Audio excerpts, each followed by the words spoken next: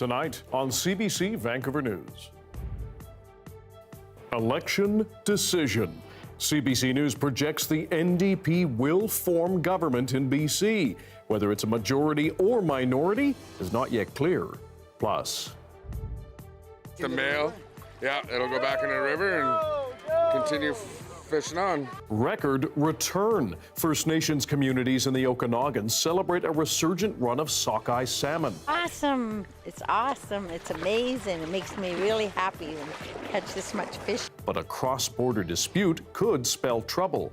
And this project has had so much success because it's got such a great community behind it. people in East Vancouver hail a new rainway that got its first test during last weekend's torrential downpour. This is CBC Vancouver News.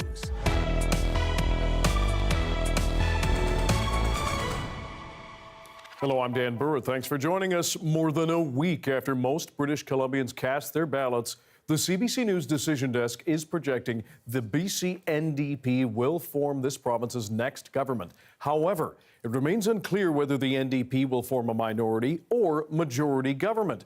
For more, let's bring in our municipal affairs reporter, Chad Pawson, with more. Chad.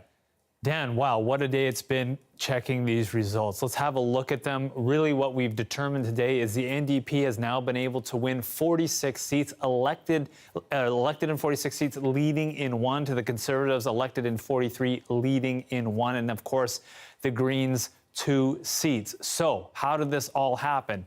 Over the weekend, we counted mail-in ballots, some 45,000 mail-in ballots. That didn't get us any closer. Now today, more than 20,000 absentee ballots. And we want to look at Wanda Fuka-Malahat. On election night, that riding was a couple dozen votes difference between the Conservative and the NDP candidates. Now, after counting these mail-in ballots and today's absentee ballots, we see a much bigger gap, some 125 votes. So we've been able to call that seat for the NDP, and that helped get them there. One of the big interesting ridings we're still watching, that they're still counting, still about 11 uncounted votes, is Surrey-Guildford. On election night, the Conservatives had a 103 vote lead in that riding.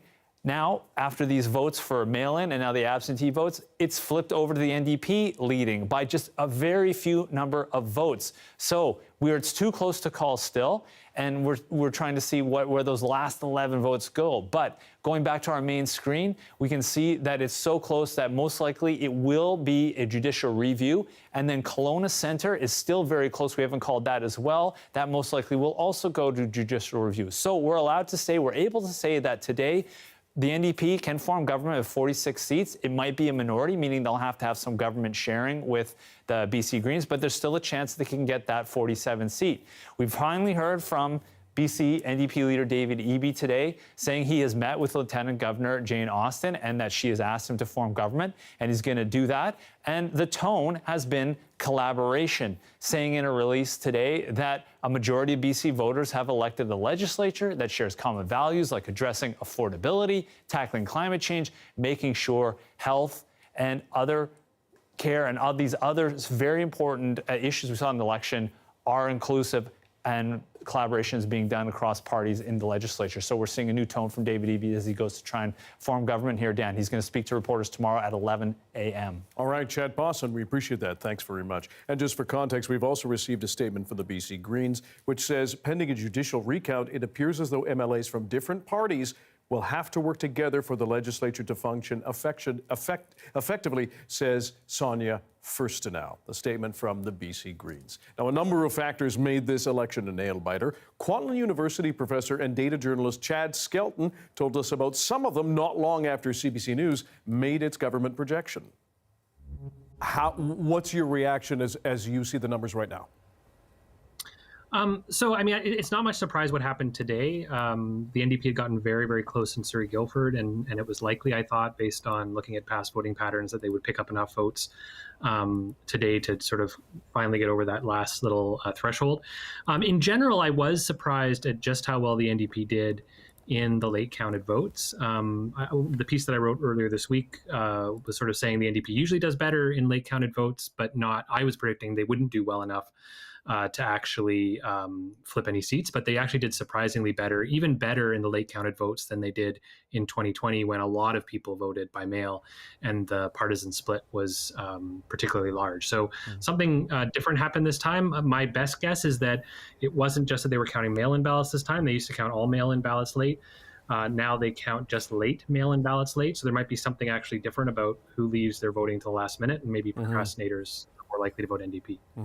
And interestingly, that we, despite that, we saw a record number of people, according to Elections BC, vote in advance voting. What do you think that says? I mean, this is a trend that I think we've seen all over the world. I mean, I was looking at some of the U.S. results as well, and the advance voting numbers are very, very high. I think in the U.S. it's often more because it can be so difficult to vote on election day. The lines can be so crazy long. But even just in my own personal life, like I was surprised how many people I talked to that said that they voted ahead of time, and I was like, well, why? You're around. You're not going on vacation. I think it's almost just to kind of like, I can get it done early. It's easy. I don't have to worry about the lines on election day. Although, funnily enough, I mean, just for future voters, the anecdotally, it seemed like people were waiting longer advance voting this year than voting on election day, because so many more people did it than they expected. You actually had to wait longer if you voted early than if you voted on election day. One of the ridings that we're talking about now that is still outstanding, according to our CBC News decision desk, is Surrey Guildford. Both Chad Pawson and I have been reporting there. Was there yesterday, talking with voters, and you heard everything from housing to drugs to global warming, concerns around candidates, etc. From where you saw it, take us on a little journey around what happened in Surrey Guildford, because that ended with just over, I believe, 103 votes on election night. And Gary Begg, the NDP incumbent, asked for a recount and initially was told no. Right. So what's happening here, and there's multiple things going on at the same time, so we have to make sure that we keep them clear in our heads, or try our best that we can. So this actually is not to do with recounts. I mean, what's interesting, one of the things I predicted on my post on Tuesday, and I think has actually turned out to be the case, is that the recounts don't seem to change much. Of the places where we've had recounts, if you just look at the recounts, things have changed by like a couple of votes. And that's not surprising, because we had electronic tabulators this year. And so, machines are pretty good about counting votes. And so it's not surprising if you do a hand count afterwards, there aren't that many mistakes to find. What's shifting things is actually these late counted votes. And so primarily that is mail-in ballots that arrived very late. So if mail-in ballots arrived by the last day of advance voting, they were counted right away and they were included in the election night count. But if they arrived after that, they were part of what was counted over the last few days. And then a few absentee ballots in ridings that didn't have good internet service, and so they weren't able to knock people off the election rolls right away. And it's really the mail-in ballots that made that shift in Surrey Guildford, because the NDP did remarkably well in late counted mail-in ballots this time, better than they've ever done before in 2 decades. And so that was enough, just enough. It's going to be very, very close, but just enough probably to tilt the Surrey Guildford seat from Conservative to NDP. And that's the first flip that we've been able to project, at least, pardon me, so far. Also, though, we're waiting on updates in Courtney Comox. This, of course, is the lower of 2017, where that was the riding we're all waiting and refreshing computers until very late or very early in the morning. Where do you see that one? I'm not asking for prediction, but what is the data telling you? I mean, I'm happy to make we're late enough now. I'm actually quite comfortable making a prediction. I think Surrey Guildford will. Fire away. Surrey Guildford will almost certainly switch from Conservative to NDP. It has already. I think it's going to stay that way. I don't think there's enough votes left to count for the Conservatives to snatch it back. And in all the other ridings, the margin's too big now compared to the number of votes that are left to count. You would have to, I mean, technically in some of these ridings, you can say there's more votes than the margin, but you're not going to see every single vote that's left to count in Courtney Comox go NDP or similarly in some of these ridings that the NDP is holding now for the Conservatives all of a sudden get some huge batch of 100% margins or something like that. So I think Surrey Guildford is the one riding. It probably will switch. I would put lots of money down that none of the other ones will switch now. Data journalist Chad Skelton. To other news now, evacuation orders have been issued for 3 homes in the district of North Vancouver after this month's atmospheric river left nearby creeks filled with debris. More than 200 millimeters of rain fell in some parts of the North Shore that weekend. The CBC's Pinky Wong has more on those forced out and what comes next. We are currently near one of the homes under the evacuation order here on Indian River Drive. Behind me, you can see crews clearing the debris that's left behind from the atmospheric river last week. It's an insane amount of material and we have nowhere to put it. I would guess it's going to take at least a week. It could be up to 2 weeks. We don't know what kind of challenges we might run into. We move the wrong rock. We could set off something else. We don't know yet, so we're just going to take it one day at a time. On Saturday, the district announced a local state of emergency for neighborhoods east of Francis Creek after assessing the situation on Indian River Drive and Panorama Drive, north of the 2,500 block. 2 homes on Indian River Drive and 1 on Panorama Drive remain evacuated. One district employee says the creek, currently filled with debris, may not be able to withstand further rainfall. We have an upcoming rainfall event this fall that's more of your typical big fall storm. We currently have some concerns that it won't be able to convey in a predictable manner all of that rainfall that would come with your typical size fall storms. He says the city has been in contact with affected residents and homes will remain on evacuation order until they can establish the creeks are no longer dangerous. They are doing a lot of culvert renewals now and increasing the diameter of the culverts, but it is really crucial that we do not encroach anymore on the creeks already. Nature will take over and there is no mercy. Residents are encouraged to seek assistance through the Northern Emergency Management Office during temporary relocation. Pinky Wong, CBC News, North Vancouver. Now, last weekend's downpour was the first test for a new rainwater solution in East Vancouver. As Isaac Ponnet reports, people there say the St. George Rainway project has been a success. That's the sound of rain reaching the St. George Rainway last weekend. It's a channel of soil, boulders, and vegetation that runs along St. George Street between 5th and Broadway Avenues. Laurie Campbell has lived on the street for more than 15 years. She says the roadway used to flood every time it rained. During the heavy rainstorms, you can see just massive amounts of water that were just kind of rushing down St. George all the way down to 5th. She and her neighbors asked the city to install a natural channel to help manage the floods. With input from residents, the city designed a 4-block rainway designed to mimic a creek. This project has had so much success because it's got such a great community behind it that's backing the project and really pushing it forward. It's still under construction, but when torrential rainfall reached Vancouver this weekend, the road didn't flood. We're seeing these kind of atmospheric river events and these big events come more frequently, but also at greater magnitude, of more strength. And so wider implementation of these projects would help a lot. This project is actually a long time coming and was very much rooted in the community and what the neighbors there wanted to see in that space. With the increasing density that we're expecting in this area, there was a strong desire to see more green space and naturalized spaces. He said the city is considering similar infrastructure to help manage rain. Isaac Ponnet, CBC News, Vancouver. And Darius Madavi joins us with a look at the weather and more moisture. Yes, but not much. We've got some coming on Wednesday, but it looks like we should dry out by Thursday. Maybe the odd shower or flurry in the interior, but Halloween does look dry, at least so far. So that's a little bit of good news. If we zoom in here, you can see that we've got a couple wind warnings in place up in Haida Gwaii and here for the North Island on the south coast. So there we're going to see winds up to 90 kilometers per hour, potentially gusting up to 110, so quite significant. And if we zoom in here, I just want to show quickly our precipitation forecast because we're going to see some more of that cloud build in throughout the day tomorrow. There will be some sunny breaks, especially in the afternoon tomorrow here in Metro Vancouver. And that rain moves through as we head into the overnight period on Tuesday into Wednesday, and then it arrives for us on Wednesday, Dan. But then we should be dry for Thursday. Sounds good. Thanks very much. Thank you. After years of starts and stops, the Site C Dam is now producing power. BC Hydro says the first of 6 generating units have begun operating. The remainder will come online one by one. Once complete, the utility says the dam will add about 8% more power to BC's electricity grid. Supply, I should say. It's expected to meet capacity by fall 2025. Ottawa has announced a new pathway to permanent citizenship, a residency for loved ones of Canadian victims on flight PS752. It was shot down by an Iranian surface-to-air missile after taking off from Tehran in 2020, killing everyone on board. Family members of the tragedy's victims who were Canadian citizens, permanent residents, or individuals approved or to work or study in Canada can now apply for permanent residency between now and 2025. Families say this is welcome news. I'm really thankful it has been announced today, and it's really, really a huge step for those families for having closure in their lives. The new pathway will include family members previously ineligible to apply for permanent residence under the last two policies. Coming up, efforts to restore BC's salmon populations start to pay off in the South Okanagan. That's next.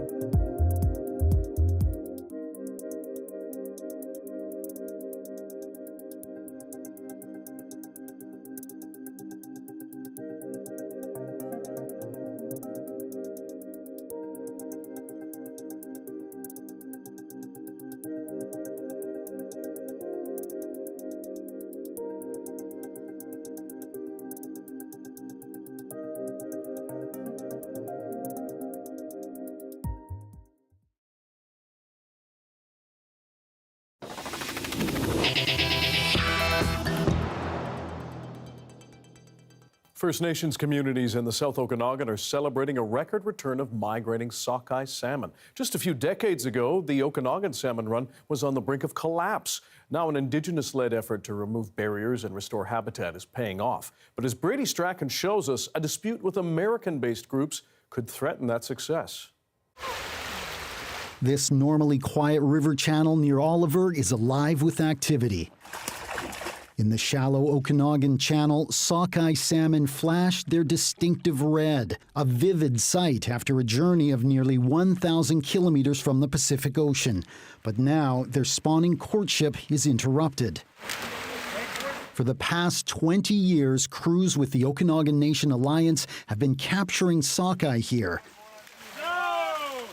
Not for food, but for something bigger. Corina Gabriel has been at it for the past 2 decades. Awesome. It's awesome. It's amazing. It makes me really happy to catch this much fish in it. I'm really proud to be part of bringing our fish back.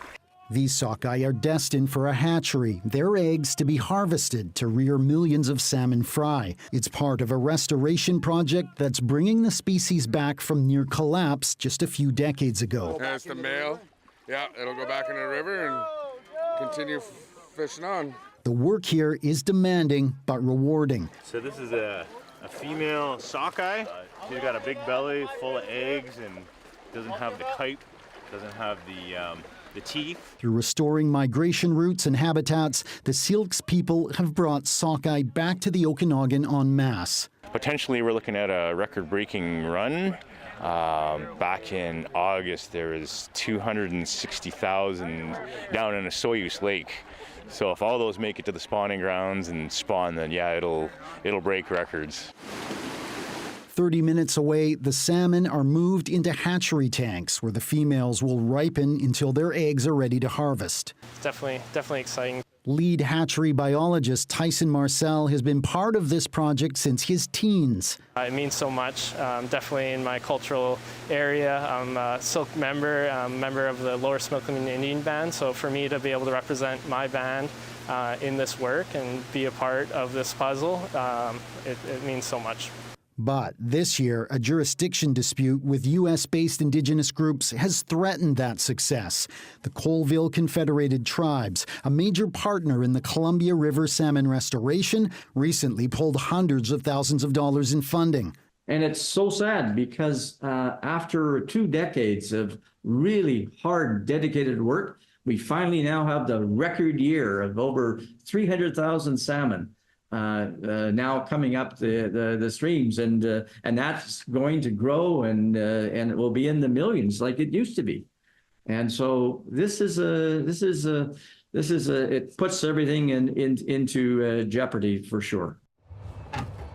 Back at the hatchery, teams are carefully fertilizing eggs, aiming to produce 5 million fry to expand the program. It's delicate work that must be done in a sterile environment to avoid contamination of the sensitive fish roe. We'll just keep putting fish back into the system and hopes that one day, eventually, who knows if it'll ever happen, maybe I'll work myself out of a job and have a wild, sustainable run of sockeye salmon and Chinook salmon. It's a lofty goal, but one Karina Gabriel and her community are determined to reach. It fills my heart with pride and love. It feeds us. It's from the water. Our water is very powerful, and it's a huge part of who we are. It carries our prayers and remembers everything, so it's our history. With hopes the sockeye seasonal migration will turn these waters red for generations to come. Brady Strachan, CBC News, near Oliver. You're looking at a misty autumn morning in beautiful Tofino. It hit a high of 11 degrees Celsius with a mix of sun and cloud, as you can see. CBC climate specialist Darius Madavi will have your BC-wide weather forecast coming up after this.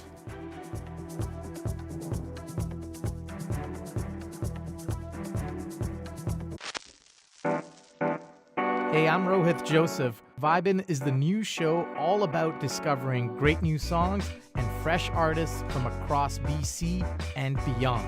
Stream Vibin' on CBC Listen.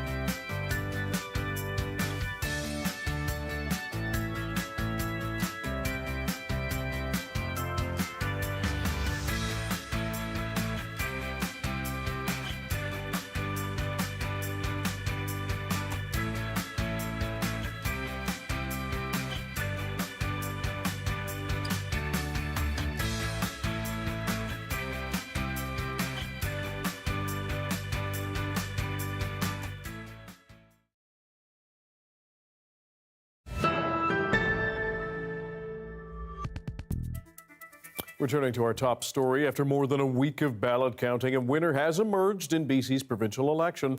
CBC News projects the NDP will once again form government, but it's not yet clear if that will be a majority or minority. As Yasmin Khanea explains, the BC Conservative surge in this tight vote is sending a strong message. It was almost election night déjà vu, as thousands of absentee ballots were counted Monday. It is unusual for a race to be this close in this many ways. The NDP now elected in 46 ridings and leading in 1, the Conservatives elected in 43 seats and leading in 1, and the Greens have been elected in 2. That suggests that something is shifting in the province with regard to the electorate. It was a razor-thin race, punctuated by small leads in key ridings like Surrey, where absentee ballots pulled the NDP ahead by just a handful of votes. In the months leading up to the election, the BC Conservatives, a party that had been relegated to the political outskirts for almost half a century, made a dramatic resurgence that experts say was partly driven by the popularity of the federal Conservative Party. Obviously, we're disappointed to not form government in British Columbia, but I think that voters sent a very clear message of change. Throughout the election campaign, NDP leader David Eby had been battling public anger towards his government over cost of living, public safety, and a healthcare system in crisis. The BC Conservatives focused on populist policies like lower taxes and getting tougher on drug use and crime. He spoke to the frustrations of a lot of British Columbians. Eby committing on election night to making changes. We need to support people with the costs of daily life. We need to make life more affordable for British Columbians. And we need to make communities safe for everybody. And we will do these things. Eby will hold a news conference Tuesday. In the meantime, he says the province's lieutenant governor has asked him to form the next government, vowing to deliver for British Columbians. Yasmin Khanea, CBC News, Vancouver. Pierre Poilievre is promising to eliminate the GST on new homes sold for under $1 million if his party wins the next federal election. The Conservative leader made the announcement this morning during a campaign-style event in Ottawa. This will save about $40,000 on a new home of $800,000. Poilievre says the plan will also spur the construction of an extra 30,000 homes in Canada every year. He also released a 6-minute-long video with details of that plan. Critics argue his proposed tax cut will mostly help higher-income Canadians with housing costs. They also claim developers may not even pass those savings on to buyers. Reliance on food banks continues to rise, says a report from the organization that represents them. Food Banks Canada says 2 million visits in March set a new record. The CBC's Heather Gillis takes a close-up look at the struggles in Atlantic Canada. Fresh moose stew, a welcome addition to the food hampers at the Bridges to Hope Food Bank in St. John's. Demand here is up. Bridges to Hope fed 13,000 people last year. This year, on track to help 30% more. It's forcing them to cut back on some hamper items. In the past, an individual person might get a full box of cereal, and now that's been cut back to a 4-cup serving per person. A cup of instant coffee, now only filled to 3/4 of one. In rural Newfoundland, there's another barrier: access to the food bank itself. For a lot of people, they either don't have transportation or they have a limited budget for gas and stuff, especially in an area with no public transportation.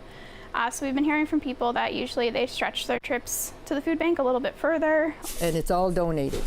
Demand is also surging at this Nova Scotia food bank. It means cutbacks here, too. We're not buying juice anymore. We're not buying like canned turkey, ham. We do buy canned tuna. According to Food Bank Canada's latest count, visits across the country were up by 6% for the year that ended in March. 2 million people in Canada went to a food bank that month. That's nearly doubled in 5 years. So food banks are not designed to support this type of rapid increase in such a short period of time. And as a result, what we're seeing is many are buckling under the strain. Meanwhile, staff at food banks in Newfoundland and Labrador and Nova Scotia are bracing for the colder months ahead as heating bills stretch budgets and demand rises even further. They're calling on the federal government for help fast. Heather Gillis, CBC News, St. John's. Fewer international students will be attending Canadian post-secondary schools because of a series of government policy changes. Those colleges and universities raised concerns about those decisions from the outset. And as the CBC's Sarah Levitt reports, they say they're now starting to feel the effects.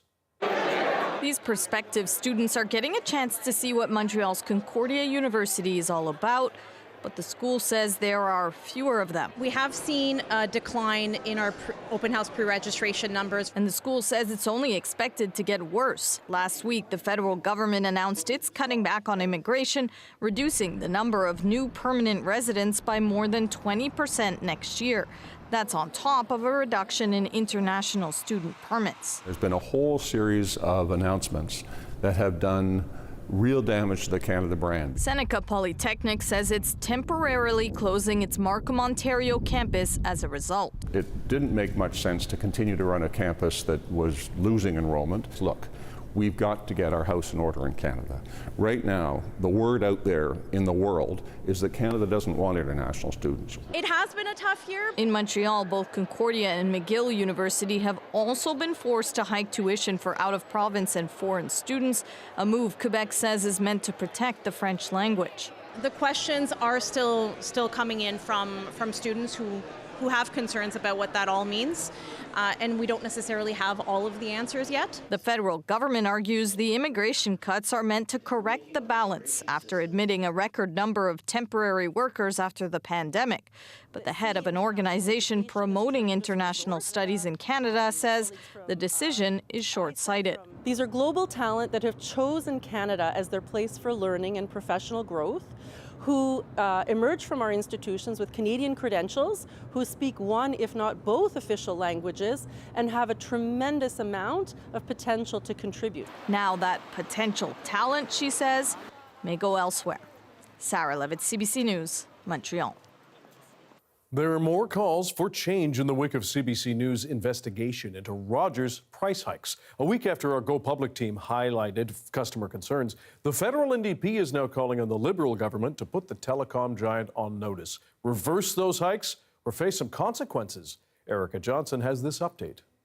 Rogers must be put on notice.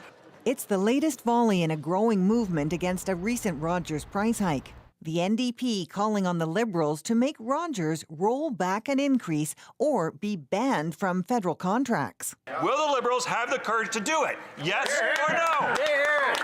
He's talking about customers who thought they had a guaranteed price for TV services, like 81-year-old Roger Burrows, who claims Rogers recently misled him into signing a 2-year deal for TV, phone, and internet, urging him to lock in a great rate with a price guarantee. But after he signed, his bill went up. They're devious. They tell you one thing and do another. Go Public has been contacted by Rogers customers across the country who say they too were promised a guaranteed deal. This is not what I was expecting. It's not right. They are gouging people. I felt lied to and cheated. A contract clause allows price increases for rental equipment, like TV boxes.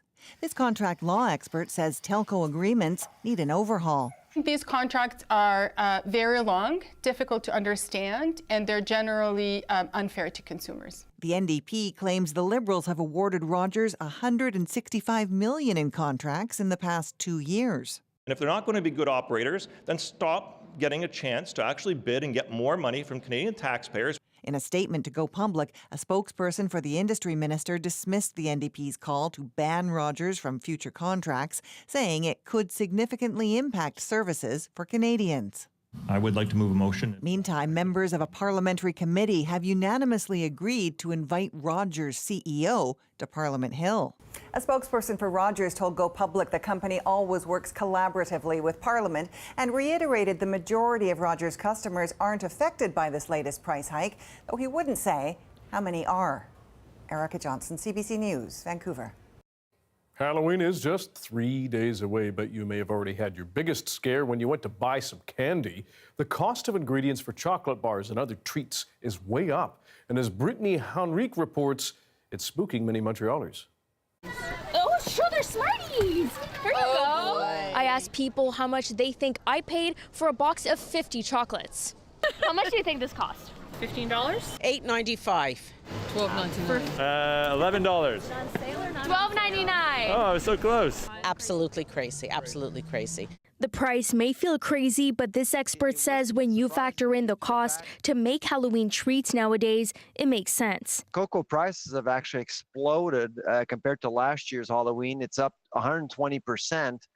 And sugar prices are up 24% since May. And so when input costs go up, typically manufacturers tend to really make some adjustments around packaging and quantities. Experts say you might not have noticed a big hike in prices for some candies, but you're sure getting a lot less than you used to. The potato chips are the worst. Cereal. You open it up, it's half air. Shrinkflation is hitting Halloween candies at two levels. One, candies are smaller, so if you went out and bought some chocolate bars, you've noticed that chocolate bars are on average about 10 grams versus 12, 13, 15 grams before. And also you're getting fewer items per box or per bag. Candy givers are facing the challenge of either giving less to trick-or-treaters or paying more. Pat Petraccione gives out treats at his haunted house. This year, he says he spent $400 on candy, the most he's had to pay in 30 years. Experts worry these higher prices could deter people from giving away treats altogether, or at best force them to rethink what they hand out to trick-or-treaters. I think the kinds of candy may change. You know, there's cheaper candy, and the people are going to the dollar stores to get candy as well, so that's also... But I think if the manufacturers see a lot of pushback on this, on the box of 50, for example, next year, they can't make it much smaller because at a certain point you're selling wrappers. And if you are giving out treats and haven't bought your candy yet, experts say do it as soon as possible because they believe prices will get even higher closer to Halloween. Brittany Enriquez, CBC News, Montreal.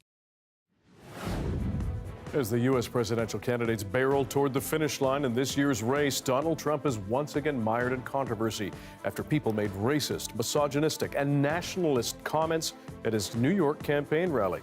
That story's next.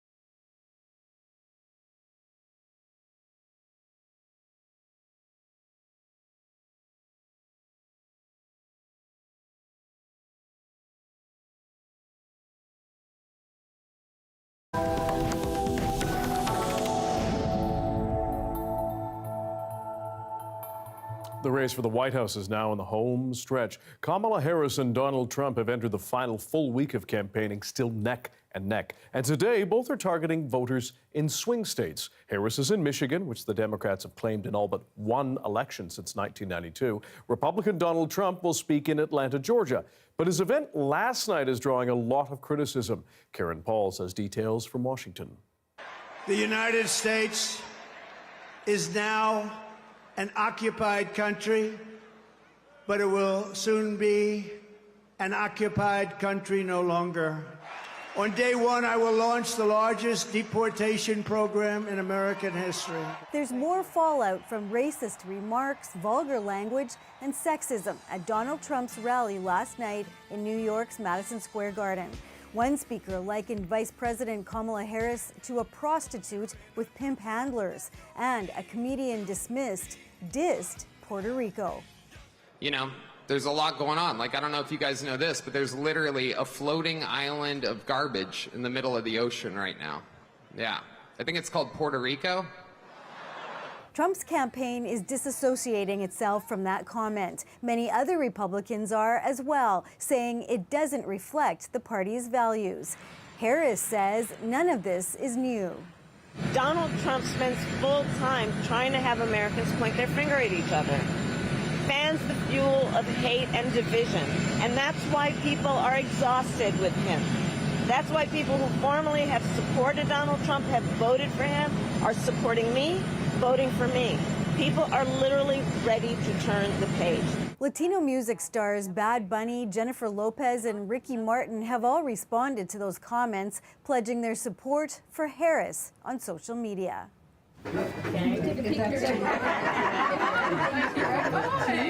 More than 42 million Americans have already cast their ballots in early voting, including President Joe Biden, who had this response to the Trump rally. Embarrassing.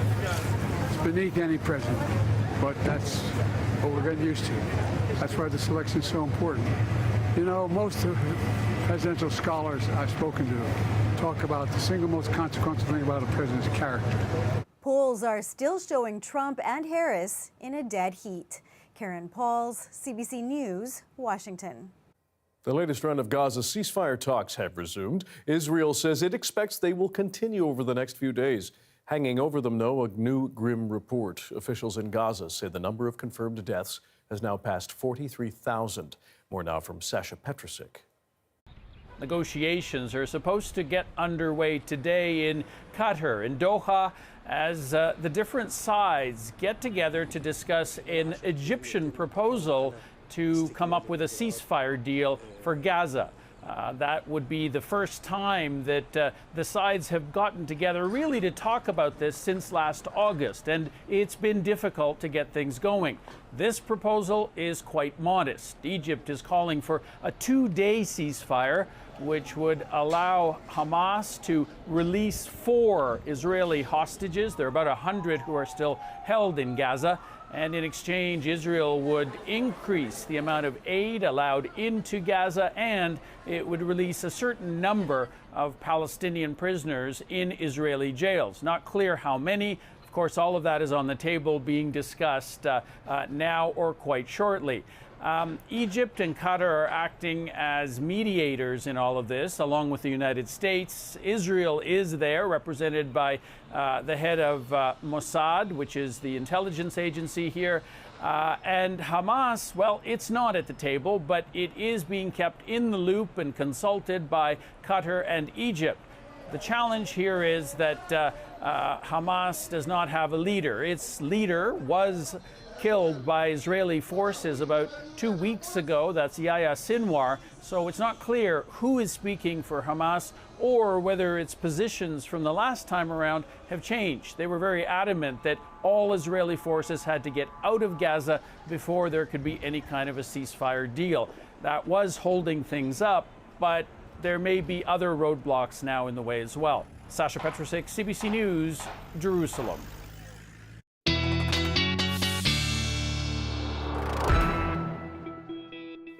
Darius Madavi is here with our BC-wide weather picture ahead of Halloween. Yes, that's right. And that wind warning, fortunately, is not for Halloween. That's for tomorrow night into Wednesday. And if we zoom out here, we also have one for Haida Gwaii. Now, we've seen some showery activity across the south coast at times today, but for the most part, we've been fairly calm and fairly dry. It's going to be the same situation as we get into tomorrow, with the exception of those winds as we get into the evening hours, which you can see here as we get into Tuesday evening. We start to see those winds pick up. There you can see a massive 75 kilometers per hour in terms of those gusts. For the North Island, they're not picking up yet, but there we go, 86 on the for Haida Gwaii there. And if you take a look, again, Port Hardy here not showing it being too high, but this isn't necessarily showing the coastal part of the North Coast. So expect to see, like the model in particular, I mean, not the fact that Port Hardy is not on the coast. It is a port. But with that being said, those winds could also be gusting up to 110 kilometers per hour, consistently up to 90. So pretty significant. Across the south coast, as we get into tomorrow, expect to see a day where some cloud builds in at times, but we also have some clear periods, especially here in Vancouver. And then we start to see that rain move in overnight Tuesday into Wednesday for parts of the island, continuing to work its way inland and then make it to Vancouver, likely for the afternoon. We've probably got around a midday to maybe the early evening. That should be pretty wet here in Metro Vancouver, but other than that, then drying out as we head into Thursday, which should also see some clearing, so some sunshine at times that day as well. Across the province, it's a pretty similar picture. We have some showers and flurries breaking into the interior at times, that wave of precipitation hitting the coast and then making its way inland. Where we may see some showers and flurries as we get into Thursday is in the interior, but this is fairly light, fairly inconsistent, shouldn't be too much of a bother for people that are trick-or-treating in the interior. And I should mention here on the coast, things aren't necessarily settled on Thursday either, but nothing more than a drizzle if it does pop up. In terms of temperatures, those are staying fairly consistent, maybe starting to come up a little bit in the north in particular, but other than that, nothing too exciting. Fluctuations of maybe 5 degrees in the interior, 3 degrees here on the coast. Conditions across the province also seem fairly pleasant. We've got lots of sunshine happening across much of BC, some snow up in the northwest, and then in Victoria in particular, I should mention that rain, maybe just a drizzle in the morning and then clearing up as we head into the afternoon for a mix of sun and cloud probably in those later hours in the day. And in terms of a 5-day forecast, Dan, it's what I've been saying for a while now. It's variable. Cloudy tomorrow morning, clearing up for a pleasant afternoon here as well. And then some rain on Wednesday makes way for a fairly dry end to the week. Yes. And for the trick-or-treaters. Yes. How about we lead everyone in a deep breath? Let's do that.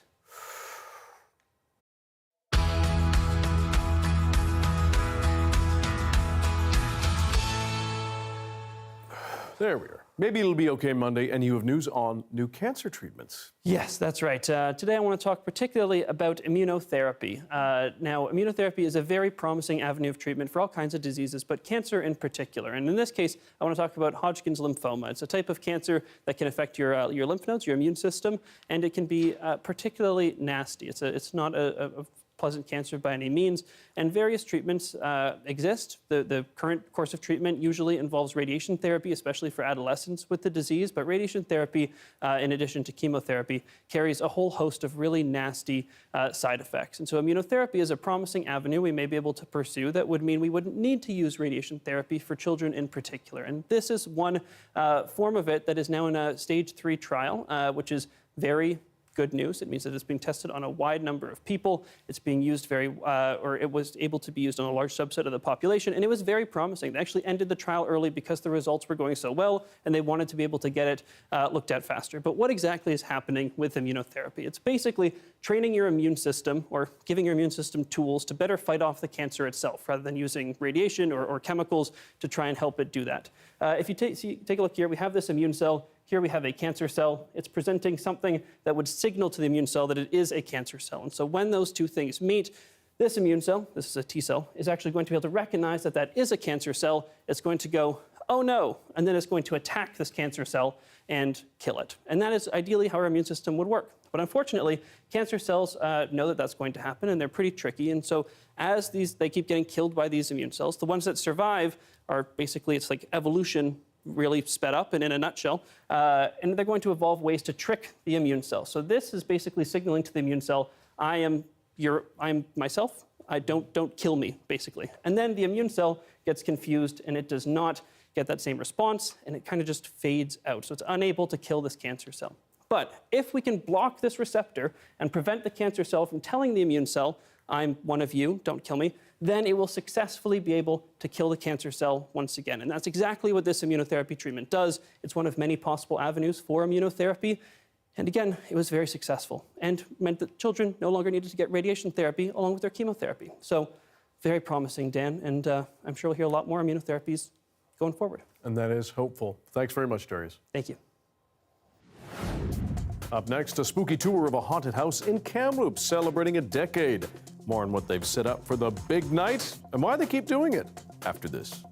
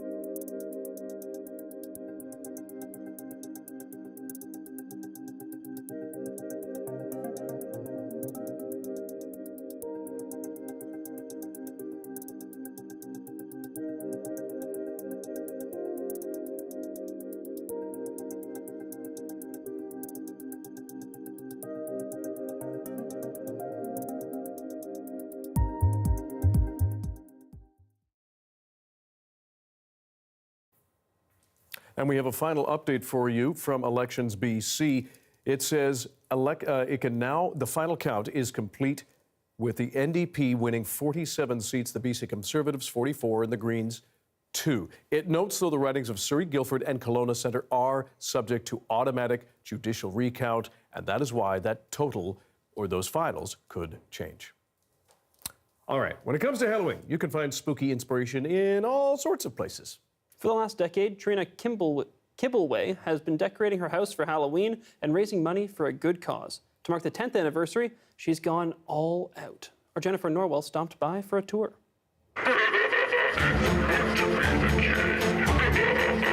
Emperor of Souls. He's huge, very impressive, and he's just amazing.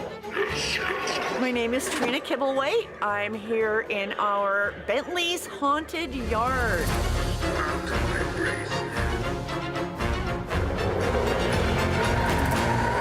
It is our 10th year of putting on an amazing haunted yard full of decor, creepy animatronics, and all kinds of Halloween fun. Tell me what we got here. The biohazard lab. Not sure if the doctor's gonna make it out. Both my hubby and I are huge Halloween geeks. We started off with just a small little thing for friends and family, and it has grown every single year since. We have our mad scientist who's been hard at work in his laboratory. It takes us around a month and a half to set it all up from start to being ready to open. So yeah, it's a lot of work. We do this for both the local food bank and the SPCA. It's by donation at our gate. You don't have to bring a donation, but we love it if you do. It's our way of giving back to the community so that everybody can come and have some fun from the 28th till Halloween night. We just really hope that everybody can come out and have a happy, safe Halloween this year.